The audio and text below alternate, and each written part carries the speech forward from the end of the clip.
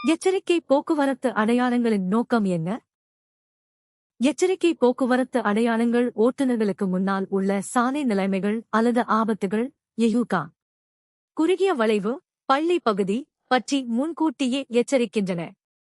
இவை பொதுவாக சிவப்பு பார்டர் கொண்ட முக்கோண வடிவில் அமைக்கப்பட்டிருக்கும். இந்திய குடியுரிமைக்கான அரசியலமைப்பு நடைமுறைகளை ஆராய எந்த அரசு அமைச்சகத்தின் இணையதளம் பரிந்துரைக்கப்படுகிறது? இந்திய குடியுரிமைச் சட்டம் 1955-ஐ நிர்வகிக்கும் பொறுப்பு மத்திய உள்துறை அமைச்சகத்திடம் உள்ளது. குடியுரிமை பெறுதல் மற்றும் துரத்தல் தொடர்பான அனைத்து அதிகாரப்பூர்வ வழிகாட்டுதல்களையும் இந்த அமைச்சகத்தின் இணையதளத்தில் காணலாம். நிதி அமைச்சகம் நாட்டின் வரவு செலவு மற்றும் பொருளாதார கொள்கைகளை மட்டுமே கையாள்கிறது. ஒரு சந்தை கட்டமைப்பில் முற்றுரிமை மொனோபொலி எதை குறிக்கிறது? ஒரே ஒரு விற்பனையாளர் மட்டுமே உள்ள ஒரு சந்தை. முற்றுரிமை என்பது ஒரு குறிப்பிட்ட பொருளுக்கு போட்டியாளர்கள் யாரும் இன்றி ஒரே ஒரு நிறுவனம் அல்லது நபர் மட்டும் விற்பனையாளராக இருக்கும் சந்தை நிலையாகும். ராஜ்யசபாவின் அலுவல் வழித் தலைவர் யார்? இந்திய அரசியலமைப்பு சட்டப்பிரிவு 64-இன் படி இந்திய துணை குடியரசுத் தலைவர் பதவியின் அடிப்படையில் எக்ஸ் ஒஃபிஷியோ மாநிலங்களவையின் ராஜ்யசபா தலைவராக செயல்படுகிறார். அவர் மாநிலங்களவை உறுப்பினர்களால் தேர்ந்தெடுக்கப்படுவதில்லை, ஆனால் அதன் கூட்டங்களுக்கு தலைமை தாங்குகிறார். பங்களாதேஷை ஒரு சுதந்திர நாடாக முதலில் அங்கீகரித்த நாடு எது?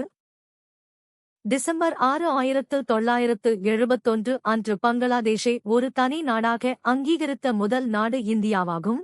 இது பங்களாதேஷ் விடுதலைப் போரின் போது எடுக்கப்பட்ட மிக முக்கியமான முடிவாகும்.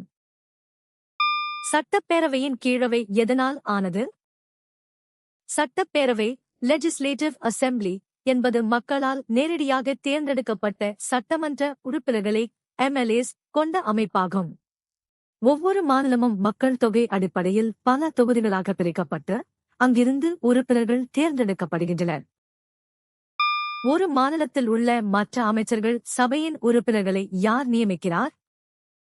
இந்திய அரசியலமைப்பு சட்ட பிரிவு 16(4)(-) படி முதலமைச்சரின் ஆலோசனையின் பேரில் ஆளுநர் மற்ற அமைச்சர்களை நியமிக்கிறார். அமைச்சர்களை தேர்ந்தெடுக்கும் அதிகாரம் முதலமைச்சரிடமே உள்ளது. சீனாவின் முயற்சியான எந்த அமைப்பு இந்தியாவிற்கு பார்வையாளர் அந்தஸ்தை வழங்கியுள்ளது?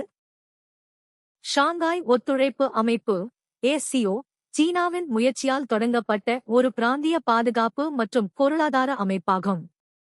இந்தியா இதில் நீண்ட காலம் பார்வையாளர் அந்தஸ்தில் இருந்து 2017-இல் முழு உறுப்பினரானது. மனித உரிமைகளின் முதன்மை நோக்கம் என்ன? மனித உரிமைகள் ஒவ்வொரு தனிமனிதனும் கண்ணியத்துடனும் சுதந்திரத்துடனும் சமத்துவத்துடனும் வாழ்வதை உறுதி செய்வதை அடிப்படை நோக்கமாக கொண்டுள்ளன. இவை இனம், பாலினம் அல்லது தேசியம் ஆகியவற்றை பொருட்படுத்தாமல் உலகிலுள்ள அனைத்து மனிதர்களுக்கும் சமமானவை. மனித உரிமை ஆணையங்களின் கட்டமைப்பிற்குள் விசாரணைக்கு பொறுப்பான பிரிவு எது? மனித உரிமை ஆணையத்தின் விசாரணை பிரிவு ஒரு காவல்துறை தலைமை இயக்குநரின் (DGP) கீழ் செயல்படுகிறது. புகார்கள் குறித்து சுதந்திரமான மற்றும் நியாயமான விசாரணையை மேற்கொள்வதே இப்பிரிவின் முக்கிய பணியாகும். எந்த உண்மை உங்களை வியக்க வைத்தது? கீழே கமெண்ட் செய்யுங்கள். தினமும் புதிய தகவல்களுக்கு சந்தா செலுத்துங்கள்.